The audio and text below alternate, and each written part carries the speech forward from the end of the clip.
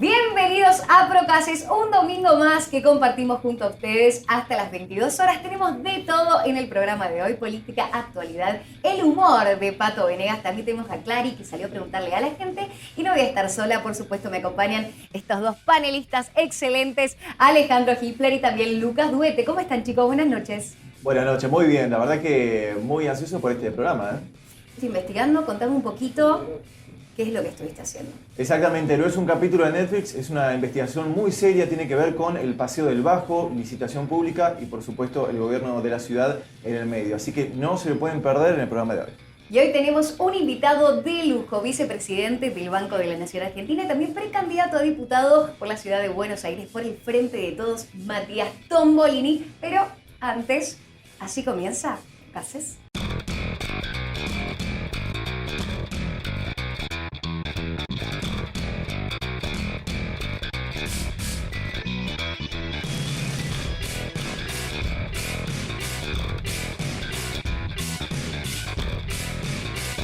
Y ya lo tenemos con nosotros a Matías Tombolini, pero antes vamos a conocerlo un poquito más. Matías Tombolini nació el 5 de marzo de 1974 en Santa Fe. Es economista y director del Banco Nación. Tiene un Martín Fierro en su vitrina por su participación semanal con su columna de economía en el programa Perros de la Calle de Ande Kuznetsov por Metro. Titular de la Cátedra de Economía del CBC de la UBA. En 2013 publicó la primera edición de Todo lo que necesitas saber sobre economía argentina. Luego, Ladrones, grandes estafas de la historia económica mundial. Economatrix, números más allá de los relatos. 113 secretos para ganarle a la crisis. Y este año, La Otra Campaña. Fue asesor legislativo del bloque del Partido Socialista en la legislatura de Cava. En las elecciones legislativas del 2017, encabezó la lista de diputados nacionales por Cava, por la Alianza Un País. Su candidatura fue apoyada por Sergio Massa, Margarita Stolbizer y Victoria Donda. A fines del 2019, fue designado por Alberto Fernández como vicepresidente del Banco Nación. Su presente lo encuentra como precandidato a diputado por Cava por el Frente de Todos. Ocupa el quinto puesto por debajo de Leandro Santoro y Gisela Marciota. Hoy, en Procases, Matías Tombolini. Bueno, muy bienvenido, Matías. ¿Cómo estás? Bien, gracias por invitarme. Bueno, mira, yo la verdad que estoy un poco cansada de que todos los candidatos que vienen acá lo único que hacen es hablar de lo que hizo mal el otro, lo que está haciendo mal el gobierno, el gobierno anterior, históricamente todos los gobiernos de la Argentina. Yo quiero que acá se sienten y me digan por qué los tengo que votar y por qué los tiene que votar las personas que están en la casa, ¿no? ¿Cuál es el proyecto? ¿Qué es lo que va a cambiar si yo te voto? China, mira, yo creo que cada elección representa para la sociedad, y a la verdad que vos tenés que depositar tu voto, un momento, una pregunta que tenemos que responder. Para mí, la pregunta que nos tenemos que formular y sobre la cual hay que responder con el voto, tiene que ver con qué queremos que pase después de la pandemia, qué queremos que nos pase como sociedad, cómo queremos salir de un momento que es único en nuestro ciclo vital. Sería muy difícil que vos puedas volver a vivir, o tus padres o tus hijos, algo como lo que vivió la humanidad desde hace un año y medio. Ahora, la sociedad que emerge de esa pandemia no es la misma que entró en la pandemia. Bueno, de acá en adelante, ¿cómo queremos plantearnos el funcionamiento de la sociedad? Y nosotros tenemos un conjunto de propuestas que vamos a poner a disposición y que interpelan de algún modo a la sociedad con un montón de errores, sin duda, pero que hacen eje fundamentalmente la capacidad de volver a generar trabajo nacional, de poner el foco en el consumo, de que quien nos está viendo tenga dinero disponible para poder inyectarlo, para poder gastarlo, para que la rueda de la economía se mueva a una velocidad que hace tiempo que no se mueve. Y para que esa rueda se mueva, creo que es necesario el trabajo en la República Argentina, que es algo que está muy mal. Sin lugar a dudas, el desafío, te diría, o sea, la agenda más urgente es la agenda del hambre, ¿verdad? Sí. La agenda más importante está claramente relacionada con la capacidad que tengamos en la Argentina de generar trabajo y trabajo de calidad. Dentro de la generación de empleo, de la generación de laburo, también tenés como distintas, es como un árbol que va teniendo distintas ramas. tenés trabajo el que tiene que ver con la mano de obra por ahí más calificada de la Argentina. Esta semana que estamos terminando se conocieron 2 nuevos unicornios, empresas de más de $1.000 millones de empresarios argentinos que se formaron en la Argentina y que tuvieron su sueño que nació acá, con perfil argentino. Y también trabajo que es el desafío que viene en el corto plazo, que es el de convertir los planes sociales en planes de empleo. Exactamente, en una oportunidad de desarrollo que obviamente tiene que ver también con cómo vamos a salir de aquí en adelante. Bien, abrimos el juego también a los chicos, Lucas. Bueno, preguntarte sobre todo lo que tiene que ver con la elección ahora. Justamente hablamos un poco en tu biografía de tu carrera política. ¿Cómo te sentís? ¿Te sentís cómodo con este Frente de Todos? Digo, con las raíces peronistas que tiene, algo que viene del Frente para la Victoria, ¿no? ¿Te sentís cómodo ahora con el Frente de Todos? Absolutamente. Vos sabés que nosotros fundamos un partido político que se llama Avancemos por el Progreso Social, que es un partido que está dentro de lo que es el Frente Renovador de Sergio Massa. Y la verdad que yo, digamos, lo que digo del Frente de Todos es que hay que entender que es una coalición. En Argentina tuvimos muchos frentes electorales, que es esa boleta que tiene un montón de candidatos adentro, que vos la votás y después quien gobierna es, por ejemplo, en la experiencia anterior, Cambiemos fue una expresión de un frente electoral, pero el PRO centralmente fue el que ejerció el gobierno, ¿verdad? Hoy en el Frente de Todos lo que es una propuesta política que es heterogénea en los bordes y homogénea en el centro. O sea, podemos tener miradas diferentes respecto a la herramienta, pero compartimos los valores que son un poco los que yo recién hablaba con la China, ¿no? Esta idea de privilegiar el trabajo nacional, lo que tiene que ver con la agenda del hambre, por poner algunas de las... o recuperar el poder de compra del salario. Yo, en ese sentido, me siento realmente muy cómodo y creo que el desafío del Frente de Todos es cómo podemos convivir adentro de un frente, metabolizando los conflictos y los problemas políticos adentro del frente. En general, Matías, perdón, buenas noches. Venga, hola, Alejandro. ¿cómo estás? Vos decís que son heterogéneos, digamos, el discurso es divino, pero me sonó a lo mismo que la alianza, gente que se junta con fines electorales, porque vos mismo dijiste que están en desacuerdo con las herramientas. Entonces, Sí. están en desacuerdo con qué hay que hacer. ¿Cuál es la diferencia con la alianza? Y bueno, la verdad que No, me suena no. que se juntaron para las elecciones y después lo que se ve de afuera es que están en desacuerdo. Mira, yo no comparto lo que vos planteás. Vos fíjate que la gestión de gobierno tiene, bueno, hablás con un vicepresidente del Banco Nación que claramente no proviene de las filas del kirchnerismo.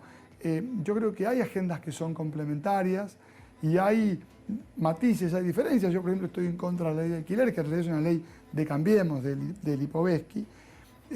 Nosotros impulsamos la agenda, por ejemplo, que impulsó Sergio Massa, de reducción del impuesto a las ganancias para los trabajadores. Más de 1.250.000 personas dejaron de pagar impuesto a las ganancias.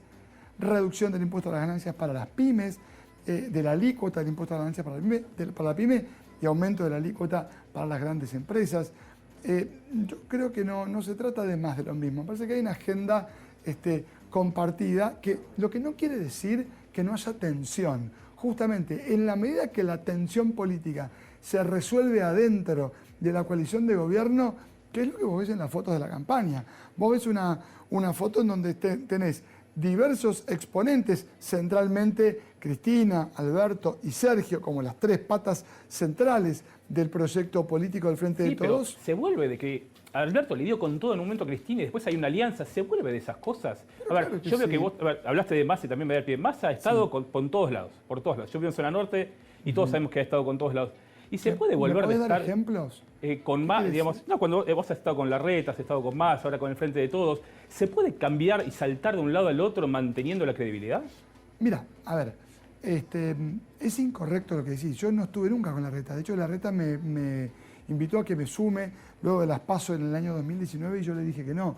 Yo lo que fue presidente del Consejo Económico y Social, que había presidido a alguien de la Fuerza de Lustó, que cuando se sumó a Larreta dejó la presidencia, Fede Sarabia, del Consejo Económico y Social, que lo preside alguien de la oposición. Y antes de eso estuvo Abrevaya, que estaba sigue estando en el gen de Margarita Stolbizer, que estaba enfrentado, era opositor al gobierno de Larreta. De modo que Yo no estuve en el gobierno de Larreta, formé parte, como lo forman también directores del Banco Ciudad o quien preside la auditoría. Son distintos órganos del poder democrático, pero eso no quiere decir estar con Larreta, porque no estuve con Larreta. Y siento lo que te decía de Alberto con Cristina, la ha criticado muy duramente. ¿Se puede volver a hacer una alianza después de eso? ¿Es creíble? Mira, me parece que eso es un poco naif en términos de cómo funciona la mirada de cómo funciona la democracia. Digo, repasemos. Carrió dijo que su límite era Macri. Bullrich, tenemos los videos. Bullrich acusó a Macri por el manejo del correo y por el manejo de las autopistas. Emilio Monzó formaba parte de las filas de Scioli. Alfonso Pratgay fue presidente del Banco Central con Duhalde y con Néstor Kirchner. Graciela Ocaña, presidenta del PAMI con Néstor Kirchner y luego ministra de Salud de Cristina, que se fue eyectada por el mal manejo de la gripe A y antes por la epidemia del dengue en la Argentina. Por poner algunos de los ejemplos, sin mencionar a Larreta, que arrancó sus días militando con Palito Ortega. Trump, vámonos de la Argentina, pensemos en Trump. ¿Pero eso hace que esté bien lo de Alberto con Cristina? No, pero por eso te digo, déjame que complete el concepto. Trump afiliado al Partido Demócrata, por poner un ejemplo. Lula en Brasil cerró con la Iglesia Universal, que luego apoyó a Bolsonaro. La verdad es que el funcionamiento, y por no hablar de la monarquía constitucional noruega, ejemplo, parlamentarismo, en donde lo que hace la política es intentar sintetizar propuestas y distribuir los ministerios en alianzas que se forman para formar gobierno. Alberto criticó a Cristina, ¿y qué tiene que ver el hecho de poder formular una crítica y tomar distancia en un momento para que eso no te permita luego formar una propuesta de gobierno? La democracia funciona de esa manera. Vos podrás decir, bueno, pero estuvo con fulano, estuvo con mengano. Todos quienes participan en política estuvieron en algún momento representando una propuesta electoral y luego otra. Bueno, Carrió estaba con Pino Solanas y luego, bueno, armó una propuesta con Macri y Pino Solanas estuvo con el Frente de Todos. Roberto Labaña, que yo aprecio muchísimo, estuvo con el gobierno de Néstor, después lo enfrentó como candidato a presidente con la UCR, que luego estuvo con Cambiemos la UCR. Cornejo, fundador de los Radicales K, te acordarás, era el hombre que lo acercó a Julio César Cleto Cobos, creo que es el nombre completo, al kirchnerismo para ser candidato a vicepresidente. Hoy Cornejo corre a todo el mundo por derecha. Curioso, ¿no? Pero bueno, la verdad que me parece que la democracia tiene esa forma de funcionar en todos los espacios políticos de la Argentina. Ahora, Matías, justamente hablando de esto, habla un poco, ¿no? Porque mucha gente que está viendo el programa, este problema de la identidad política, ¿no? De que se vale todo en el ámbito de la política, y me imagino que debe ser un desafío, no solamente para vos que sos precandidato, sino para todos, es cuando hoy circula mucha información y todos saben quién estuvo con quién. ¿Se hace más difícil para el electorado, crees? Me parece que eso no es lo relevante. Por supuesto, puede generar un tuit, puede generar una frase ocurrente, pero la política no es una competencia de frases divertidas o de frases gancheras. Hacer política no tiene que ver con tener un montón de likes o retweets en las redes sociales. La pregunta es qué intereses representás. Yo creo que en el Frente de Todos es claro que quienes integramos el Frente de Todos estamos del lado del salario y defendemos y articulamos nuestras propuestas que van en una misma dirección. Todo el mundo no estuvo tampoco con todo el mundo, pero sí me parece que se trata de compartir agendas. A mí cuando Alberto, yo fui candidato de una lista opositora a la de Alberto, con Roberto Labaña, y cuando Alberto me invitó a formar parte del gobierno, lo hizo en el convencimiento de que él quiso formar un gobierno que es lo que se ve, ancho, profundo, plural, diverso, que tiene expresiones de todo tipo y que allí busca una síntesis conceptual en donde vos tenés discusiones hacia adentro del gobierno. Hoy, salario universal sí, salario universal no. Los movimientos sociales, puja adentro del Ministerio de Desarrollo Social. ¿Eso es sano? ¿Está bien o está mal? Está perfecto. Porque los conflictos de intereses que se gestionan en la política son sanos para la democracia porque es mucho mejor que se discutan abiertamente que entre gallo y medianoche, ¿no? Bueno, Matías, el pueblo quiere saber, así que salimos a la calle, le preguntas.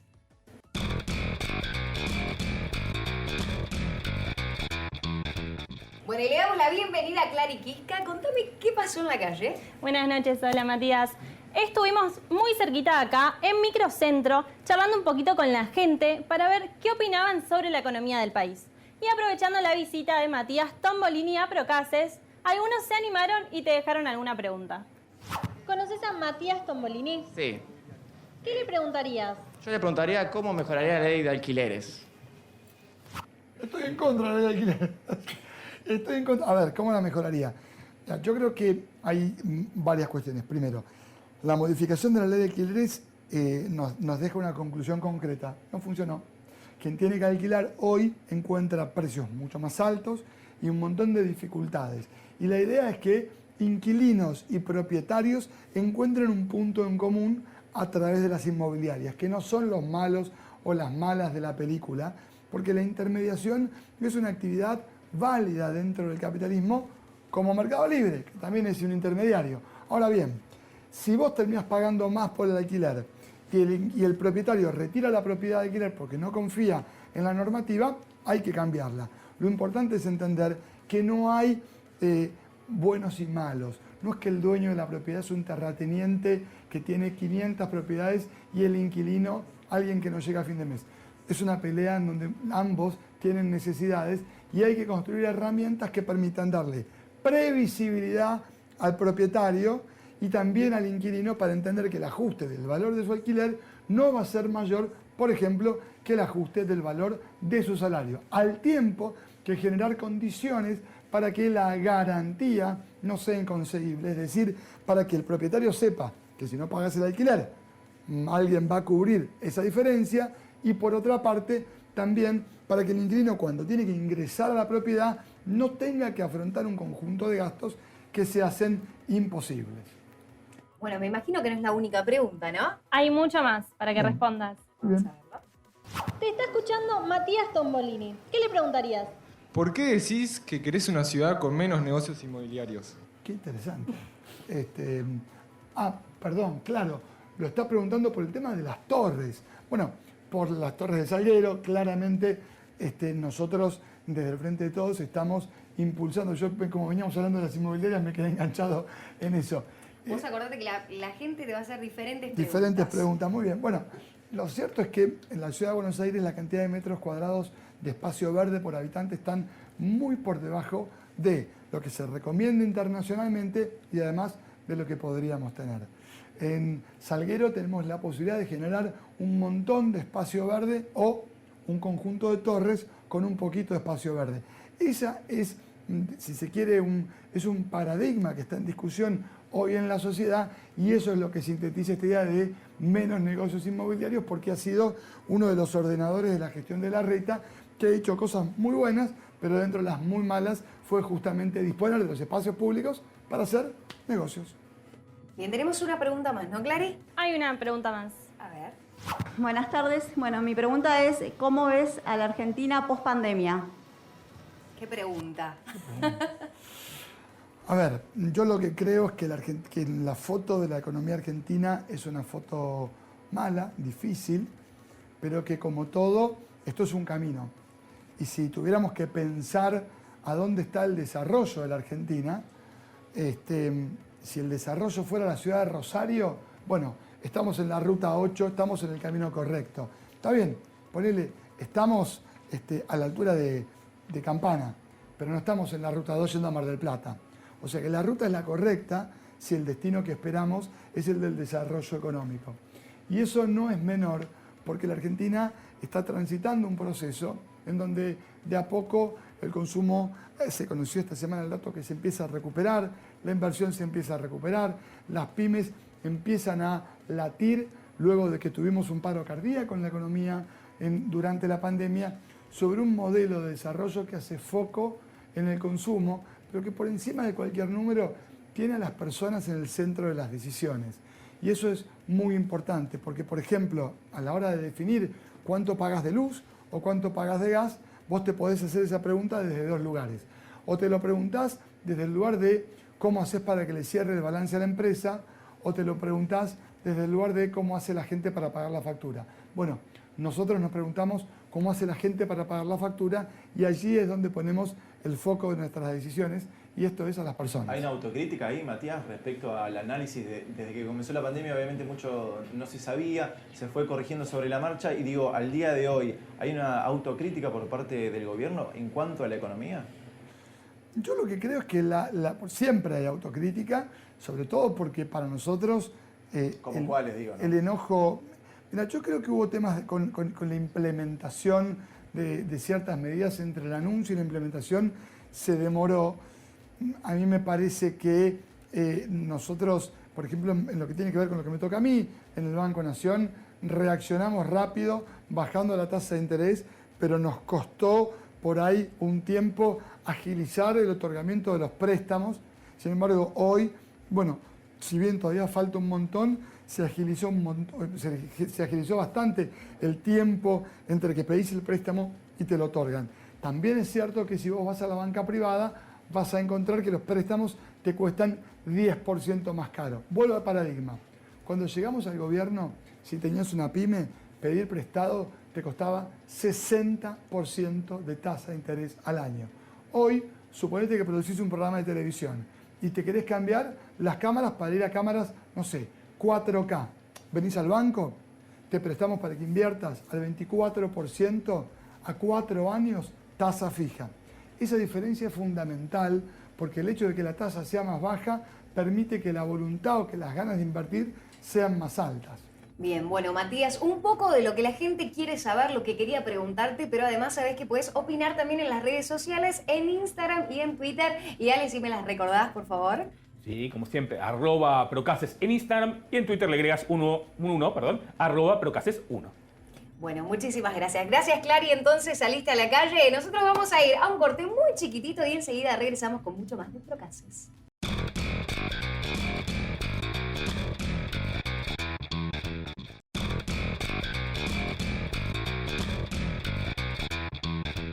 Matías Tombolini en exclusiva aquí en Procases. Y ahora quería proponerte mirar este informe sobre todos los temas de la semana. Vamos a verlo. Hagamos un juego. Si yo te digo, esta semana vos viste la foto, todos sabemos de qué foto hablamos. Mientras vos, yo, mi tía y casi todos los argentinos estábamos recontraguardados en la más estricta cuarentena, Fabiola, la primera dama, decidió festejar su cumpleaños con algunos amigos, nada más ni nada menos que en la Quinta de Olivos. Vaya uno a saber por qué apareció ahora, después de un año. Pero todos vimos que el único que guardaba la distancia social era el pobre Dylan, mientras miraba a cámara con cara de «estos festejan y yo quedo pegado». Cuando pensamos que se había acabado el tema de las fotos, salió a la luz una Fabiola embarazada. Después Cristina, Massa, Aníbal, La Cámpora y varios referentes del PJ salieron a bancar a Alberto con discursos que cayeron muy bien a gran parte de su electorado. Y ahora que creíamos que el tema estaba resuelto, se confirma la teoría de Bonadeo. Si hay foto, hay video. Bueno, sin duda, uno de los temas de la semana, esta foto y ahora estos videos que se sumaron ahora. Sí, fue un tema de la semana. Sí, fue un tema de la semana. Sí, así es. Alberto lo reconoció, un error, y no hay mucho más para analizar. Cuando cometés un error, te haces cargo, aprendés para no poder lastimar y para no repetirlo. Y yo creo que fue eso todo lo que pasó. Matías, fue solo un error. A ver, yo te voy a contar una historia personal. El 10 de marzo falleció mi viejo, no pude hacer velorio. Y fuimos 7 personas al entierro, en un descampado. Lo siento como un insulto. Primero que fue un error, que una disculpa muy light, que se dieron cuenta que no pegó y después se disculparon de vuelta. Un error nada más. O sea, fue algo... A ver, en la Quinta Olivos, un cumpleaños. Aunque sea no sacar la foto, digo, no, fue un descuido, me parece que fue más de un error. Primero lamento mucho lo de tu papá. Gracias. Vamos, me parece que esta pandemia tiene como denominador común un montón de gente que no está más. Pero es mi viejo como ejemplo, pasaron un montón. Tuvo un mes internado y yo no lo vi a mi papá. Entonces, decir, fue un error y borrón y cuenta nueva. Me parece un poco liviano. Me parece que cuando vos cometés un error y pedís disculpas, pedís perdón, seguís para adelante. El dolor que generó la pandemia y los errores cometidos en ese contexto invitan a reflexionar para no repetirlos. Más que eso y hacerse cargo, no hay, porque ¿qué es lo que se puede pretender a partir de allí? Digo, por eso digo, no le estoy quitando mérito a la situación. Yo creo que es muy dolorosa, pero a partir de allí, más que pedir perdón, reconocer el error y no volver a repetir una cosa como esas, no hay.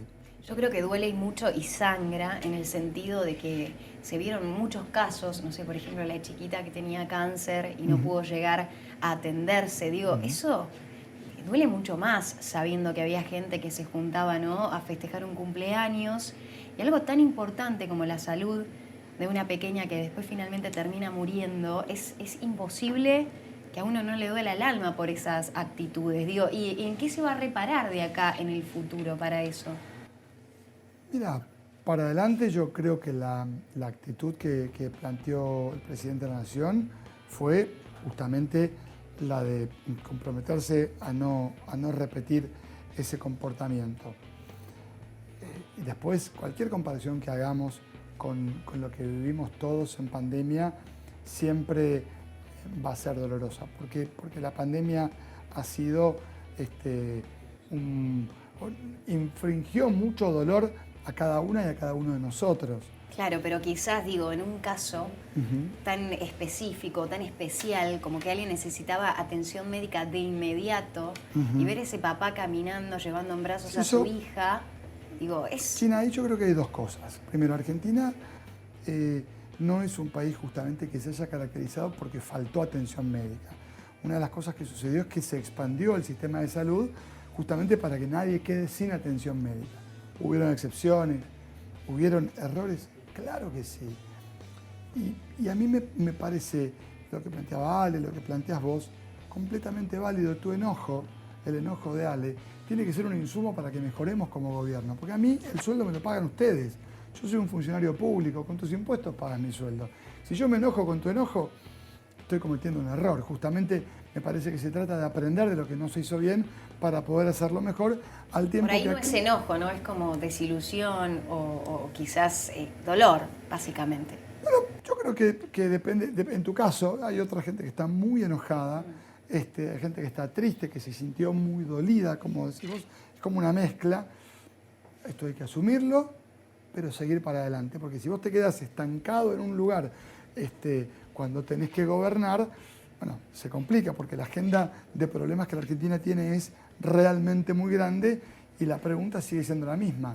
La pregunta es qué hubiera pasado si esa foto nunca hubiera tomado estado público, ¿no? Digo, ¿qué pasa detrás y cuántas cosas nos llegamos quizás a conocer? Eso es lo que siempre me pero parece. vos tenés hoy información transparente que tiene que ver justamente con quién entró y quién estuvo con el presidente en Olivos durante la pandemia. De hecho, la comparación obvia es en la gestión anterior, el presidente anterior se juntaba a jugar al pádel con los jueces que luego perseguían a los opositores y eso no tuvo, vale decir, el mismo tratamiento. A mí no me gusta cuando me responden, viste, con el gobierno pasado. Pero por eso déjame terminar el concepto. No, a ver, yo digo, no es válido, pero como cuando decíamos recién respecto de quién estuvo con quién, pero tampoco correrlo del análisis. Porque vos me formulás una pregunta, yo te digo, mira, el presidente se hizo cargo, no hay mucho más que eso para decir. Vos decís, bueno, ¿quién entró a Olivos? Y yo te contesto, sí, eso lo sabés, porque hay una decisión concreta. El problema es el mensaje, quizás, ¿no? Como no pueden salir. No sé, yo conozco gente que quizás tenía una dolencia o pasada, un tema de salud, pero al no ser urgente, al nivel que nos transmitía a nosotros el gobierno, de la urgencia de quedarse en casa para que la pandemia no avance, hoy con esto que se conoce, es como que baja el nivel de confianza, ¿entendés? Absolutamente, sin duda. Respecto a esto, Matías, hablando un poco sobre lo que pasó en Olivos, Digo, vos ya metido en el barro de la política de hace tiempo, pero sobre todo siendo candidato, me imagino que el desafío ahora para el Frente de Todos es justamente la credibilidad, ¿no? Estamos a semanas de las elecciones, todos sabemos, y la gente que está mirando también sabe que estas operaciones van saliendo para un lado, para el otro, pero digo, es un desafío, ¿no? Ahora la credibilidad para el electorado, en este caso, a unas pocas semanas de votar. Mira, yo creo que la foto es un golpazo, sin duda. Que lo asumió y lo asimiló Alberto, que eligió pagar un montón de costos, porque, digamos, pretender que la sociedad se mantenga en una cuarentena ha sido costoso para Alberto Fernández, pero para los oficialismos de todo el mundo. Digamos, en Australia ahora quieren tirar por la ventana al primer ministro, cambiaron todos los oficialismos del mundo, menos El Salvador, han perdido las elecciones. Pero en Australia se manejó de otra forma. No, está bien, pero quiero decir, pero también tuvieron una medida de restricción muy fuerte cuando apareció la variante Delta y van contra el primer ministro. Desde el inicio tienen un... Matías, si viene la variante Delta, ¿tiene credibilidad Alberto para decirnos quédate en tu casa ahora después de la foto? ¿Puede hacerlo? ¿Va a tener efecto la medida? Bueno, eso habrá que verlo dependiendo de las medidas de confinamiento que sean necesarias, dado el nivel de vacunación, dado el momento en el que llegue la Delta, que por cierto... Pero si es necesario, ¿cómo lo ves? Yo creo que es un desafío, pero es un desafío acá y en todo el mundo es un desafío. Porque en todo el mundo, en la medida que la pandemia se estira, la digamos, eficacia de las medidas de confinamiento empieza a ser menor, porque por supuesto las sociedades empiezan a tener un hartazgo que es absolutamente natural. Y la oposición acá y en todo el mundo va marcando los matices, los errores que aparecen en la gestión de la pandemia, que son propios sobre todo de la necesidad de dirigir un país con un contexto absolutamente único y excepcional. Y eso plantea desafíos que obviamente te hacen cometer errores. Yo no estoy hablando de la foto, sino errores de gestión respecto de cuál hubiera sido la mejor decisión, que con el diario del lunes, por supuesto, es mucho más fácil de identificar, pero en el momento obviamente era mucho más difícil. Bien, la información nos lleva también hasta Afganistán, es el tema de la semana, no podemos mirar hacia un costado, la toma del poder por parte de los talibanes. Vamos a ver el siguiente informe. Después de la retirada de Estados Unidos tras 20 años en Afganistán, los talibanes lograron en 3 meses acorralar al ejército afgano y retomar el poder del país. Antes de que ingresen a la capital Kabul, el presidente Ahmadzi huyó del país y crece la preocupación en la comunidad internacional. Muchos afganos están desesperados por abandonar su país, a tal punto que se han visto imágenes impactantes de personas colgadas en el tren de aterrizaje de un avión de repatriación estadounidense que hielan la sangre a cualquiera. Dicen que para muestra alcanza un botón, y solo hay que mirar las fotos que se viralizaron de las corresponsales extranjeras antes, durante y después de la toma de los talibanes para poner en evidencia, con el uso obligatorio del hijab, la vuelta a la imposición de las costumbres y la falta de libertad, sobre todo a las mujeres. El Papa Francisco pidió que todos recen para que cese el ruido de las armas y se encuentren soluciones en la mesa del diálogo. Esperemos que el diálogo supere a la violencia y que el pueblo afgano encuentre la paz y libertad que nunca, pero nunca, debió haber perdido. Bueno, Argentina es un país con muchos derechos ganados para toda la población y también para las mujeres. Digo, ¿no? La situación que está sucediendo en Afganistán es terrible. Yo creo que es terrible y además me parece que pone de manifiesto el fracaso de la política exterior de Estados Unidos respecto de ese sector de Medio Oriente. Recordemos que luego del fracaso de la Unión Soviética, justamente en Afganistán, a partir del atentado a las Torres el 11 de septiembre de 2001, bueno, aparece esta política bélica iniciada por el entonces presidente George Bush, hijo, que lo que hizo fue, intentar, desplazó al talibán del gobierno afgano y creó un sistema que no funcionó. Estuvieron 20 años, Obama ganó la elección en noviembre del 2008 con la promesa de reducir la presencia de tropas en Afganistán. No pudo. Después, bueno, es muy interesante la biografía de Obama, o la primera parte que se salió este año de la biografía de Obama, para un poco recorrer aquel proceso que tuvo su punto culmine en 2011 cuando liquidan a Osama Bin Laden, ¿verdad? El gran protagonista del terrorismo, de la caída del terrorismo global, que apareció como el eje del mal. Estados Unidos desplazó al equilibrio que existía en Afganistán y hoy se retiran las tropas y en 2 semanas le toman por completo el control de Afganistán, lo que demuestra que a la hora de que un país intervenga en el sistema de gobierno de otro país, bueno, es bastante más complicado que lo que puede indicar un manual de relaciones internacionales o la opinión de un experto en la tele.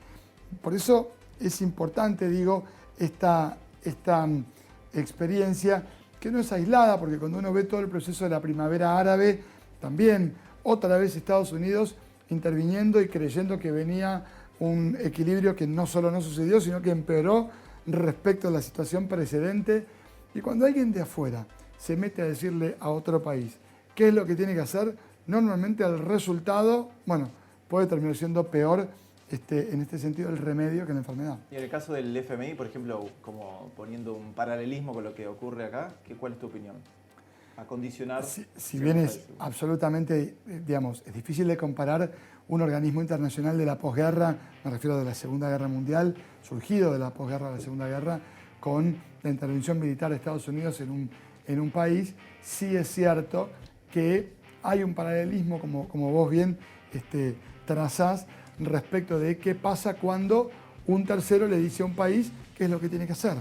Recordemos que hasta el 2019, Sandleris, presidente del Banco Central, cuando la Argentina, después de una década y pico, volvió al FMI, lo primero que pasó fue que pusieron una oficina arriba de la del presidente del Banco Central, allí en el Banco Central, para decirle lo que tenía que hacer. Y el resultado fue que después de 4 años de la gestión anterior, aumentó la pobreza, el desempleo, el endeudamiento, cayó el Producto Bruto, cayó el consumo, cayó la inversión. No hay un solo número en materia económica para dar cuenta de que aquella intervención tuvo un resultado positivo.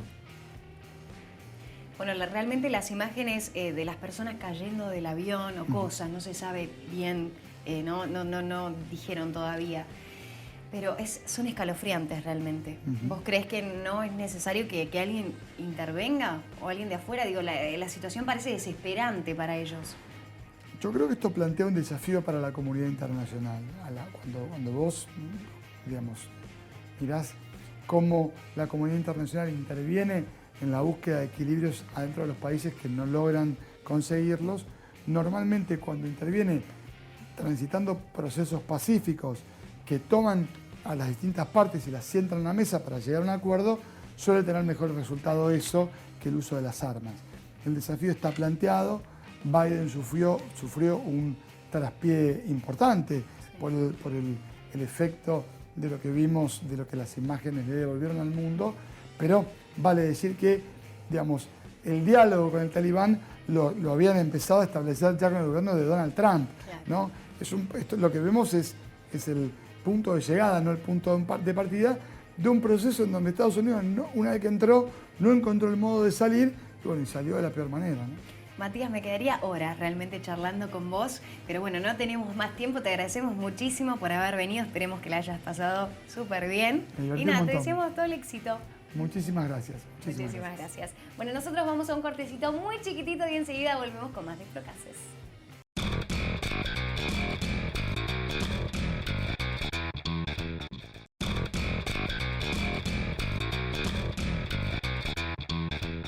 Seguimos con más Desprocases y miren este invitado que tengo al lado mío, Guillote, ¿cómo estás? ¿Qué haces, Chinita? ¿Cómo estás? Va. Bien, cada día más linda. Me haces acordar mucho ¿A quién? a una novia que tuve.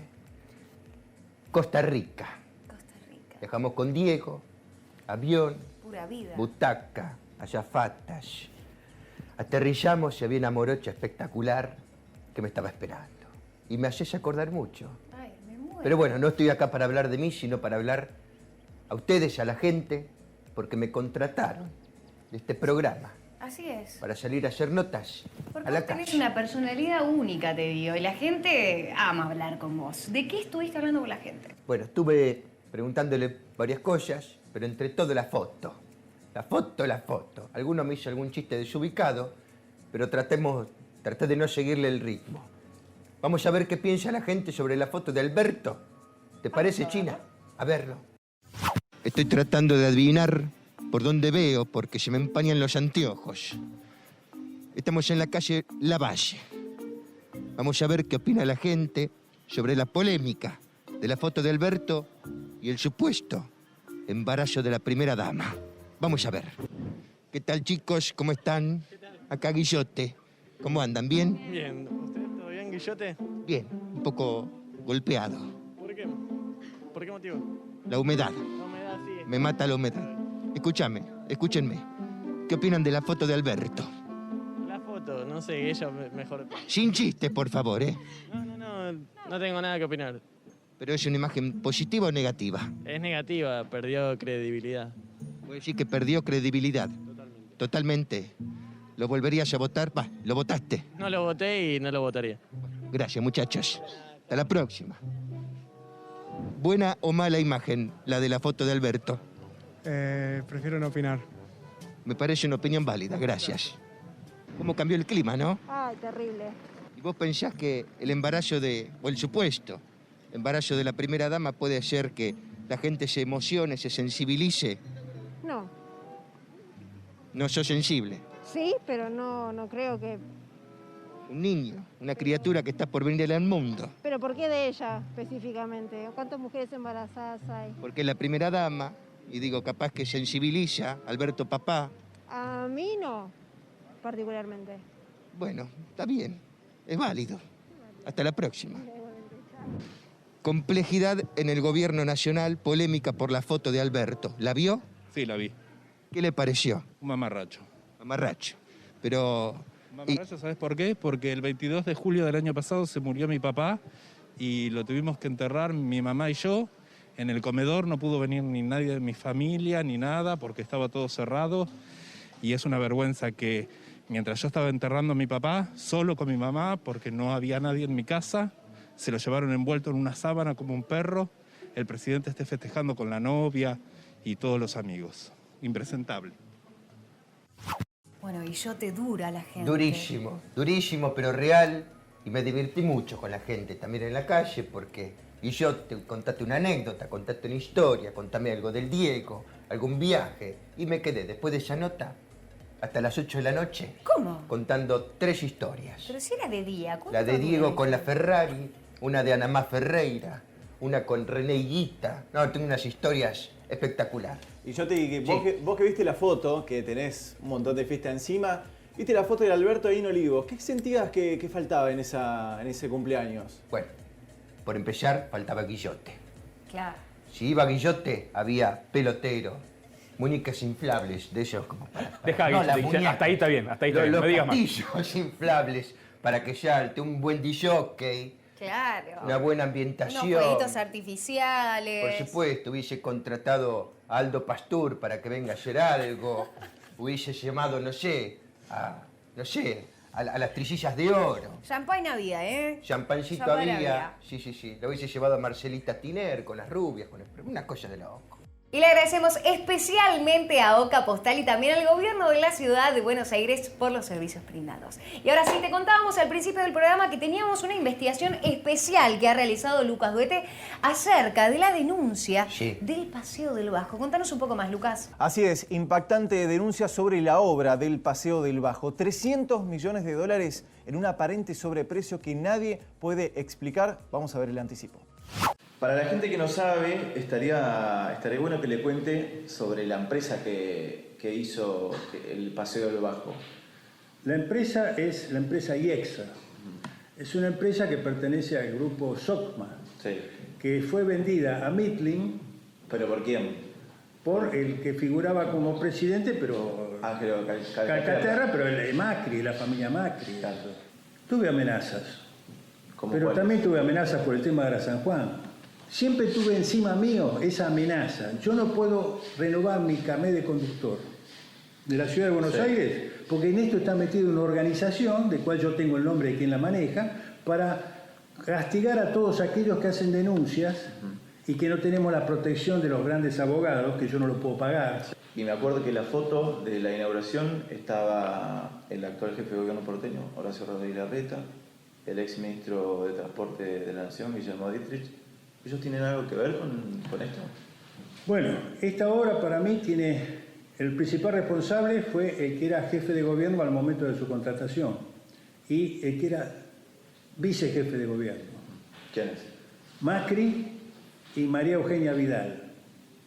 Porque con este dinero se pagó la campaña electoral de la gobernación en la provincia de Buenos Aires de María Eugenia Vidal. Y no puede decirse que no lo sabe. Ya sabes, no te lo puedes perder. Programón para el próximo domingo. ¿Cómo la pasaron, chicos? Impecable. Muy divertido. Con Guillote es imposible no divertirse, ¿eh? Me hice un brushing antes de venir acá, un espectacular. Te quedó hermoso. Yo te pido nada más que me invites la próxima vez. Tengo el ¿Sí? auto en la puerta, vamos todos a la quinta. Dale, dale. Y vos no te lo puedes perder el próximo domingo. Otro nuevo programa de Procase. Nosotros nos despedimos. Será hasta el próximo domingo por la pantalla de NTV. Chao, muchachos.